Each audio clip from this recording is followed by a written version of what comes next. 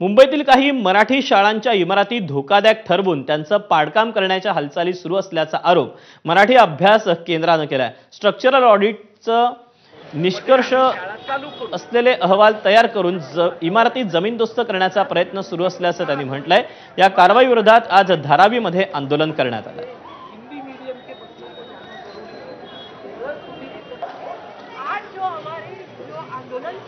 घोटाळा होता असं मी सरळ म्हणेन, कारण नोव्हेंबर 24 ला आलेला जो रिपोर्ट होता तर त्यानंतर जून 2025 पर्यंत 6 महिने मुलं शाळेत ठेवली कशी। ह्या सगळ्या गोष्टींमुळे दुसरा एक रिपोर्ट बनवला गेला।